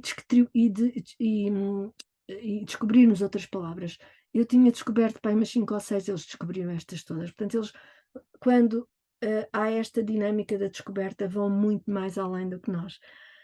Também, a partir dos textos, podemos trabalhar estas unidades de sentido: eu quero, eu fiz, eu vi, a partir das regularidades dos textos que vão surgindo, porque se o primeiro texto é eu quero, aparecem muitos textos eu quero, depois passa eu fiz, etc. Portanto, importa sistematizar com eles. Então vamos lá pensar como é que se pode completar este bocado de texto eu quero. O que é que podemos organizar para dizer eu quero, ou eu fiz, ou eu vi, etc. Também muitas vezes fazemos este exercício, vamos contar o que disse, neste caso a Laura. Contar é passar para a terceira pessoa. A Laura disse: eu fiz 2 textos grandes com a minha mãe em casa no caderno de escrita livre. Se formos contar o que a Laura diz, usando a forma dela dizer, identificamos o que é que mudou e estamos a passar da primeira para a terceira pessoa. De cada texto vamos organizando materiais de apoio à aprendizagem. Os textos são organizados em tiras que ficam em envelopes, eles vão buscar no tempo de estudo autónomo. Temos ficheiros de imagem, o texto trabalhado é organizado em fichas que vão sendo acrescentadas a um ficheiro, as listas de palavras também. Pronto, eu agora vou passar à frente porque quero mesmo conversarmos um bocadinho e tinha aqui um exemplo de interações a propósito de uma revisão de texto, mas vou passar muito rapidamente só para vos dizer que depois esta rotina de revisão passa a ser integrada e a partir das perguntas e dos comentários vamos reescrevendo o texto e olhem só as interações que eu posso depois passar isto à professora Inês, esta parte, só retiro depois os nomes as, as, as fotografias das crianças, mas posso-vos passar esta parte. Estas interações só para reescrever este primeiro parágrafo. Ontem a minha mãe foi ao Colombo comprar-me um jogo novo do Super Mario para a Nintendo. Portanto, isto para dizer que estas interações geram então esta reescrita que não deixa de ser do Yannick, mas é um texto trabalhado com a turma. Esta produção de textos surge num tempo, aquele tempo que eu vos disse das 10 às 11h30, que é o tempo de estudo autónomo, que começa nos primeiros dias com a identificação das coisas que temos na sala e do que podemos fazer com o que temos e da estruturação de um conjunto de atividades que eles conseguem fazer autonomamente. E inicialmente eu faço esta gestão em coletivo, na sequência do plano de atividades que, enfim, também no quadro no modelo de movimento da escola moderna se faz na educação pré-escolar, progressivamente eles vão se apropriando destas atividades e passam a ter um registro individual, onde vão planeando inicialmente em cada dia, depois na semana, onde está naturalmente a escrita, onde progressivamente vai estar a revisão de textos, etc. Este registro vai sendo modificado à medida das necessidades e aqui no tempo de estudo autónomo coexistem várias atividades ao mesmo tempo, que esta menina estão a ver, este é o livro de leitura dos textos que vão sendo trabalhados, esta menina está a ler para esta menina que está a ouvir, portanto leitura a pares, este menino está a registar no seu plano individual aquilo que já fez, este menino está a escrever um texto, este outro está a fazer uma ficha de ficheiro, estão a ver, é plastificada, vai buscar o ficheiro, registra e depois volta a pôr na caixinha. Aqui também uma outra menina a fazer uma ficha, esta outra a fazer não sei bem o quê, esta acho que um desenho. E esta menina está a escrever um texto no seu caderno de escrita e precisa de uma palavra que não sabe e vai procurar nos textos, porque eles memorizam os textos e sabem onde estão as palavras, encontra a palavra e escreve. E é assim que se vão apropriando das palavras globalizadas, em sílabas, como é preciso, mas o que importa é comunicar. Muito rapidamente, quero dizer lá mais para o meio, fazemos com eles este exercício de identificar o que fazemos enquanto fazemos a revisão de um texto e, com isso, construímos guiões de leitura que são pequeninos registros que eles vão buscar para fazer a sua revisão individualmente ou a pares. Por exemplo, aqui esta revisão de texto no primeiro ano, ele escreveu: era uma vez um ovo que se partiu e nasceu um dinossauro e bebê, e os pais deram ao bebê o nome de Diogo. E pronto, ele depois escreveu: era uma vez um ovo que se partiu e nasceu um dinossauro bebê, e os pais deram ao bebê o nome de Diogo. Ponto. Estes anos todos o bebê cresceu. Fim. Pronto. Ou seja, expandiu o texto, que é o que se faz inicialmente nos textos quando fazemos a revisão. E pronto, ele acha que fez isto tudo. E assim vão também dominando estes procedimentos. Neste caso, era um Monstro e a Princesa, é uma história, e que o Rafael escreveu, Rafael trabalhado com o Afonso. Pronto. E assim se vão apropriando dos procedimentos e destes processos. As parcerias de trabalho são fundamentais para se apoiarem desde o início. Dir-me-ão, mas como é que eles escrevem no início se eles não sabem escrever? Temos que nos ajudar todos uns aos outros, escrevem como podem, ajudam-se, e muitas vezes os meninos, quando chegam à sala ao primeiro ano, já sabem escrever. Esses meninos que sabem ler e escrever são ótimos para nos ajudarem uns aos outros a escrever. No princípio da semana também organizamos parcerias de trabalho, às vezes são mútuas, um ajuda o outro ajuda numa coisa, o outro ajuda noutra. Avaliamos no final da semana. E como é que eu sei que os meninos já sabem? Pronto, e aqui é importante aquilo a que chamamos listas de verificação, e podemos, enfim, listar com eles aquilo que eles já sabem ler. O que é que nós já sabemos ler?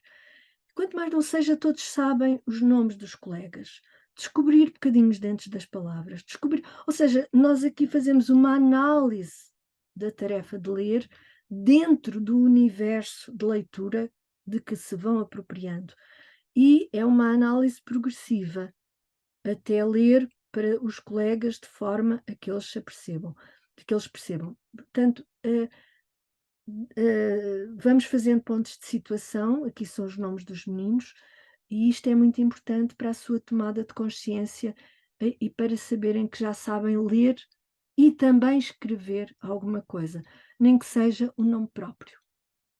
Portanto, são instrumentos de avaliação no sentido de regulação, nos ajudarem a regular o percurso e, naturalmente, as intencionalidades de trabalho, porque eu quero aprender a escrever e, portanto, eu quero escrever os textos do cotidiano, quero escrever histórias, está aqui, escrever textos do cotidiano, escrever histórias, quero escrever sobre os projetos, etc. Portanto, correspondem às atividades de escrita daquela comunidade.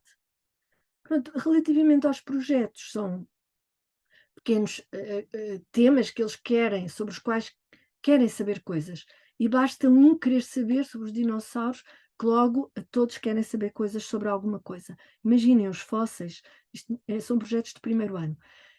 E desde a escrita ou planificação dos projetos, em que lhes damos um registro sobre, enfim, nem que seja o tema, o grupo, o que é que pensam sobre o assunto, o que queremos saber, como vamos saber, escrevem como podem, vão organizando e depois o professor rotativamente vai chegando ao pé do grupo e vai perguntando o que é que querem saber e vai completando este registro. Aqui era sobre as Marias Café, estão a ver as Marias Café, que são aquelas pequeninas, parecem minhocas. Eu aprendi imenso sobre as Marias Café.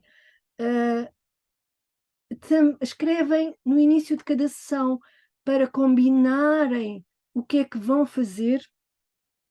Isto é um instrumento de regulação também, em cada sessão põe a data e têm que escrever o que é que pensam fazer, quem faz, para poderem avaliar no final, e dificuldades que tiveram. Na pesquisa de informação, leem e escrevem.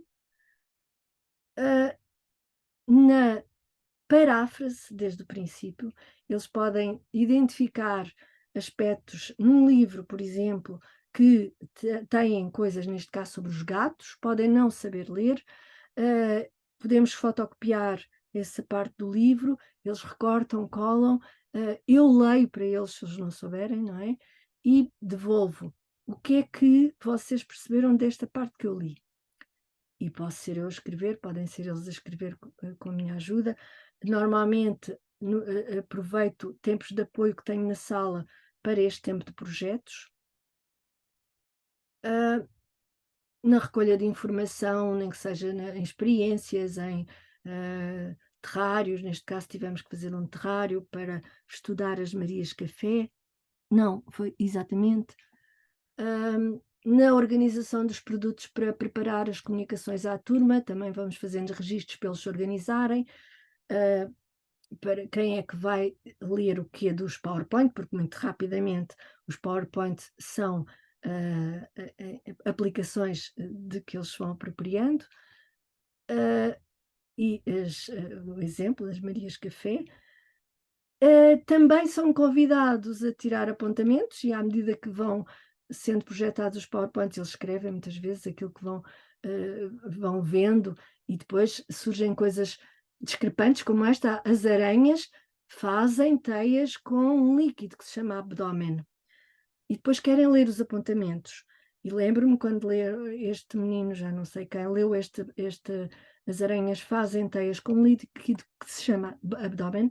Os meninos que apresentaram este projeto disseram: não, te dizem uma coisa mal, o líquido não se chama abdômen, onde sai o líquido é que se chama abdômen. Portanto, por aqui a escrita, desempenhando a sua função representativa, identifica aquilo que eu percebi daquilo que eu vi e, portanto, permite-me melhorar também essa compreensão. Depois é feito uma síntese desse projeto, claro, com a minha ajuda. Também são feitos pequenos instrumentos de verificação, fichas que vão para o ficheiro de projetos que vamos construindo. Estão a ver, quando cheguei ao pé deste grupo, tinham estas perguntas: o que são fósseis? São restos de animais ou não? Pronto, fazer perguntas é difícil. Os fósseis levam milhões de anos a formar ou não? Ok, então eu sugeri-lhes que então podíamos fazer, se calhar, uma ficha com perguntas de resposta múltipla, e eles podiam encontrar várias respostas, algumas erradas, outras, uma certa, e eles foram dizendo, eu fui escrevendo, e depois vão se apropriando desse formato e depois fazem-no logo desta forma, que eu passo ao computador e que introduzo no ficheiro. Pronto, quando todos têm o seu projeto, pelo menos um projeto concretizado e apresentado, apresentamos aos pais, que ficam deliciados como é que o meu filho, minha filha, consegue já ler isto tudo. Pronto, muito rapidamente dizer-vos sinteticamente que esta abordagem discursiva interativa corresponde a esta interação fala-escrita-leitura num contexto autêntico de comunicação, porque estes processos são indissociáveis, que esta vivência de percursos, de co-construção destes produtos, nesta comunidade de aprendizagem estimulada pela intersubjetividade inerente aos processos dialógicos, naturalmente, promove o desenvolvimento da leitura, da escrita e das várias componentes do currículo. Porque quando eu estou a escrever ou a tentar escrever, como é que eu escrevo? É sempre em referência à linguagem oral. Como é que se ouve? Então, quando eu estou a escrever, obviamente estou a ler. E aqui se concretizam as dimensões sociais da escrita. Portanto, a dimensão dialógica, não é? Esta relação autor-destinatário, a intertextualidade, porque um texto não é só um produto estático, como viram, não é? Depois de ser melhorado, é um ponto de encontro entre várias escritas, como diz o Bakhtin, e a co-construção, que é esta dialogia ao longo das várias fases. E esta interação,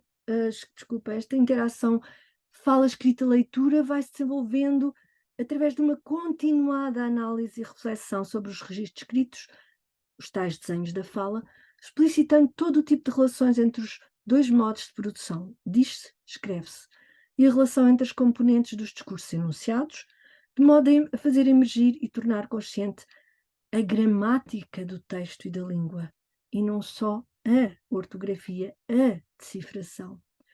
Fazemos tudo ao mesmo tempo. É preciso, por isso, diz Sérgio Nisa, evitar a dispersão por dois percursos didáticos, o da leitura e o da escrita, ou pior ainda, o de considerar a leitura como um motor da prática de escrever. É o contrário. A escrita é um motor da leitura. Se o objetivo em questão é a aprendizagem da língua falada e escrita, teremos de concentrar-nos numa abordagem de aproximação ou oposição aos códigos da fala e da escrita pela prática direta dos alunos dos vários veículos de comunicação, fala, escrita, leitura. Desculpem, eu excedi-me, posso mandar à professora Inês esta parte, sobretudo, dos enunciados mais teóricos, só retirando a questão das fotografias dos meninos, mas o resto eu posso mandar, está bem, Inês? porque foi muita coisa ao mesmo tempo, eu peço desculpa. E agora gostava de vos ouvir e de... Não peça desculpa, Inácia, nós agradecemos muito. Estamos a gravar, portanto, aquilo que nos mostrou fica também aqui gravado. Agradeço-lhe muito toda, enfim, a riqueza da apresentação que aqui nos trouxe, tão bem fundamentada e com milhares de exemplos que nos ajudam tão bem a compreender as concepções que aqui defendeu. Mas, sem mais delongas, passo-lhes a palavra. Eu fui espreitando as perguntas que elas tinham anotado. Agora já temos alguém, não só elas. Temos o colega André Rauber, que também é professor aqui nesta casa. Ok, prazer. Eu tinha aqui as perguntas delas anotadas, mas com certeza que elas já as foram reformulando e já foram fazendo isto já está, isto já está. Mas se calhar reformularam perguntas, geraram outras, não sei. Só ia olhando para elas, portanto não sei mesmo aquilo que terão agora para dizer.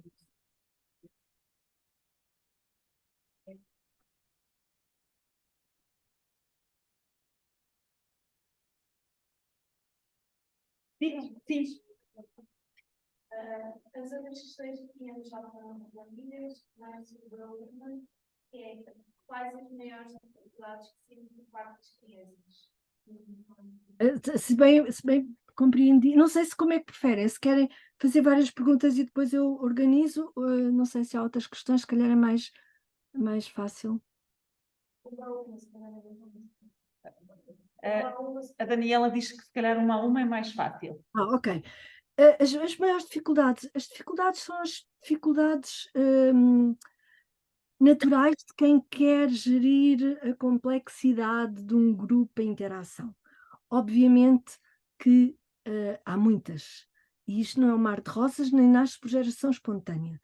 Eu tenho um texto publicado a partir de um diário, aliás, houve uma altura em que fazíamos diários nesta dinâmica da autoformação cooperada que nos desafiamos a fazer no interior desta associação de professores, que é o Movimento da Escola Moderna, e houve até, enfim, participei até num processo de investigação, formação, que agora foi objeto de doutoramento, e portanto desafiava-nos a escrever diários. E há pelo menos 2 artigos que eu publiquei a partir desses diários. Lembro-me de um dos primeiros, que depois também posso passar-vos, em que eu dou conta dos primeiros dias em que eu me sinto uma barata tonta no meio daquele grupo de meninos que, claro, estão todos muito autocentrados, e que, obviamente, temos que ir construindo regras de convivência. E às vezes, no meio daquele aparente caos, é preciso parar. Vamos todos sentar. Então vamos lá pensar o que é que está a acontecer. E eles rapidamente dizem, estamos a fazer muito barulho. Ok, então como é que podemos trabalhar? Então, pronto, a pouco e pouco vamos construindo regras de convivência. Aquele momento de leitura e discussão do diário de turma, no primeiro período do primeiro ano, também há uma tese de doutoramento sobre isto, em que se percebe que o primeiro período é fundamentalmente um período de construção de regras de convivência. E estas regras emergentes são estruturantes.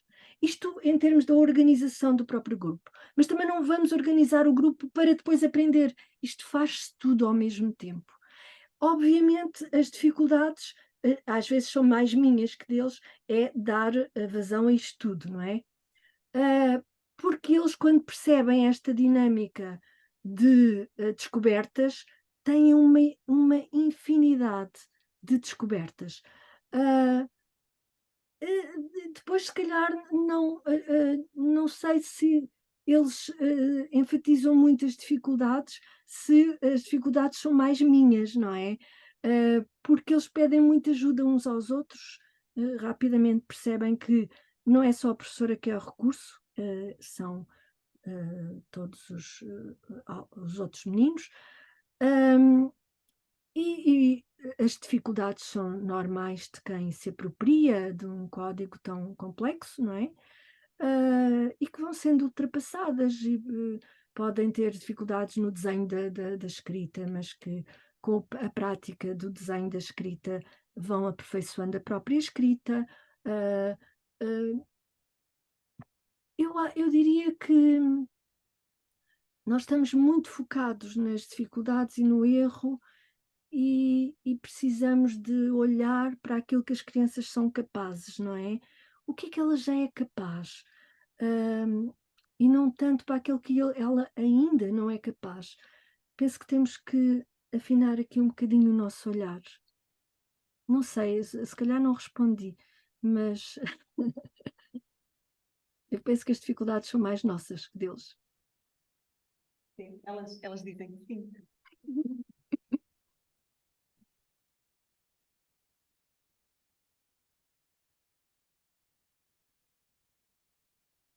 Aproveitemos então, ainda temos aqui mais de 5 minutos, ligeiramente. Elas têm uma aula a seguir. Claro. Ainda temos aqui, pelo menos para mais uma pergunta, uma ou duas. A pergunta que eu faço é quando é que sente que que é a altura certa de alterar o método que, neste caso, escolheu para iniciar a leitura e a escrita? Ou seja, por exemplo, deixa-me ver se eu sei explicar. A professora inicia o ensino da leitura e da escrita.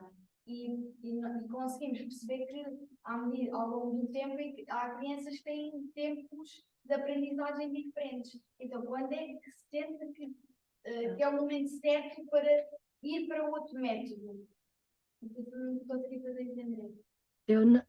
Ou seja, o processo é contínuo, desde o que eles já sabem, e desde o primeiro dia de escola, que trabalhamos desta forma, obviamente com ritmos diferentes, com backgrounds diferentes,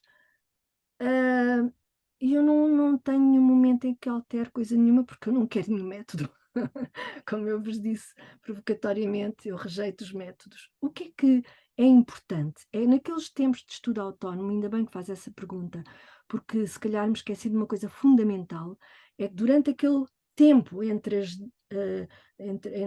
o intervalo da manhã e a hora do almoço, em que eles têm tempo de estudo autónomo, cada um está lá na sua tarefa, mas eu estou a trabalhar com meninos, com cada um dos meninos, dependendo da altura, numa altura no início que é importante eu passar por muitos meninos para ler com eles, para escrever com eles, com cada um, com aquilo que eu percebo das dificuldades deles, pronto, lá estão, e vou interagindo com elas, mas não a partir de um método. Eu posso perceber que há um menino que quer escrever uma determinada palavra que ainda não domina, mas que está num texto. E estes trabalhos individuais durante o tempo de estudo autónomo são diálogos. Eu posso dizer, olha, então tu queres escrever, imagina, em máquina. Então, lembras-te, está num texto, em que texto é que está? Às vezes eles lembram-se mais do que eu. Está no texto da Lia. Então vai lá ver ao texto da Lia onde é que está escrito máquina. E ela vai escrever, vai ver, está escrito máquina. Dependendo também da altura do momento de aprendizagem, eu posso ver com ela, olha, então vamos lá ver aqui a palavra máquina. Olha, repara aqui. Então escreve lá máquina, ou podemos pegar na palavra máquina, eu posso dividir a palavra em sílabas e ela pode ler cada uma das sílabas, eu posso trocar as sílabas e ela ler, dependendo, volto a dizer, da fase de aprendizagem, porque inicialmente estamos numa fase de globalização de palavras, de identificação de palavras, e progressivamente vamos construindo listas de palavras que apelam para esta competência a fonológica, que é o que está, enfim, muitas pessoas consideram que aprender a ler é ter uma boa competência fonológica. Claro que é para a apropriação do código alfabético. E isto vai-se fazendo no quadro desta imensidão de tarefas. Portanto, quando nós vamos progressivamente analisando, vamos ajudando a construir estas competências fonológicas. E às vezes estes meninos com mais dificuldade precisam, obviamente, não é às vezes, estes meninos com mais dificuldade precisam de mais dificuldade, precisam de mais tempo para aprender a ler e a escrever, precisam de mais trabalho, do apoio individual do professor durante o tempo de estudo autónomo. E, portanto, nessa altura, consoante aquilo que eles precisam, eu vou, de facto, trabalhando com eles, se calhar usando algumas estratégias de alguns métodos, mas isso não quer dizer que eu esteja a optar por outro método. Estão a ver? Porque o método significa uma linha rígida, constituída por um conjunto de passos que está na minha cabeça e que os alunos têm que dar. E eu não sigo passo nenhum, eu vou tentando aproximar-me das necessidades de aprendizagem dos meninos. Não sei se respondi. Ok. Muito rapidamente, Juliana. A professora estava a dizer que, pronto, que aproveitava para utilizar esse tempo de estudo para também colmatar as necessidades de cada criança. Mas, por exemplo, dado que no primeiro ciclo é uma adolescência e muitos dos agrupamentos é-nos fornecido um horário de cumprir, por exemplo, de manhã trabalhamos na segunda português, depois assim matemáticas, tudo bem, e muitas das vezes também a área das expressões. Existe em todos os agrupamentos um tempo específico para esse, lá está, tempo de estudo ou não? Ou é... Uma boa pergunta, é uma boa pergunta. E olhem, devo dizer-vos que agora com a flexibilidade curricular, os tais 25% do tempo letivo deveriam ser exatamente para este tempo de estudo autónomo para as crianças e enfim, os alunos em geral trabalharem de acordo com as suas necessidades. Mas, efetivamente, os agrupamentos entendem tudo de outra maneira. Como é que eu fazia? Tem toda a legitimidade essa pergunta. Eu inicialmente mandava aquela agenda, tal e qual como eu fazia com os meninos, para o agrupamento. A partir de certa altura isso foi-me vedado. Não, tens que traduzir isto em disciplinas. Portanto, estão a ver a disciplinarização do primeiro ciclo.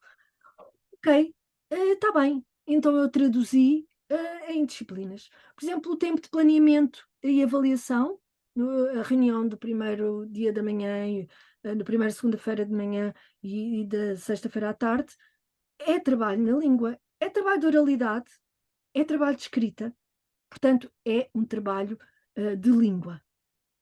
Só que estamos a trabalhar coisas e a escrever, a falar, a argumentar aquilo de que precisamos para nos organizarmos. No tempo de estudo autónomo, traduzi o tempo de estudo autónomo, porque no tempo de estudo autónomo não se trabalha só a língua, trabalha-se a matemática, trabalha-se o estudo meio, trabalham-se as expressões, trabalham-se todas as áreas disciplinares, e, portanto, eu fui pondo ao longo da semana as várias áreas disciplinares. Que é assim que querem, não é assim que nós fazemos. Agora, não obrigo todos os meninos a trabalhar em matemática no estudo autónomo de segunda-feira e todos os meninos trabalharem em português no estudo autónomo de terça-feira.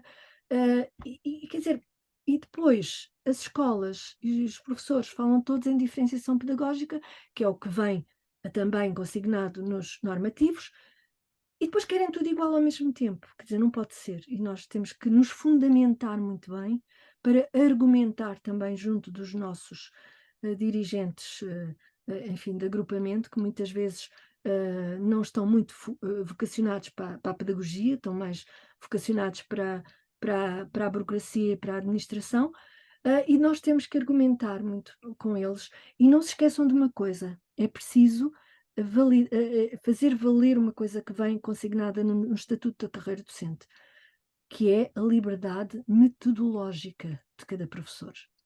E, portanto, eu posso reivindicá-la, desde que explique, fundamente, escreva, mas nós, como estamos em minoria, e por isso é que se calhar nós, Movimento da Escola Moderna, e está aqui a Sara, minha amiga e companheira do Movimento da Escola Moderna, que me veio ouvir, que já está farta de me ouvir, que sabe que, porque estamos em minoria, temos que estar muito mais fundamentados do que a maioria dos professores que faz sempre tudo igual desde há 300 anos.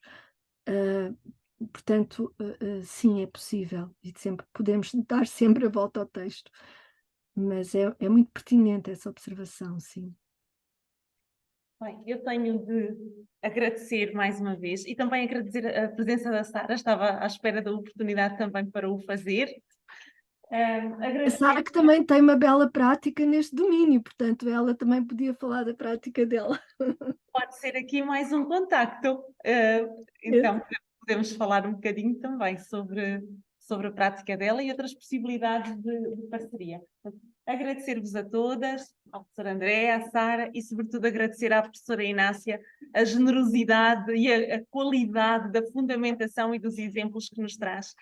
Bom, falaremos mais um bocadinho, vou separar a gravação então. Muito obrigada pela atenção de todos. Obrigada também, bom trabalho.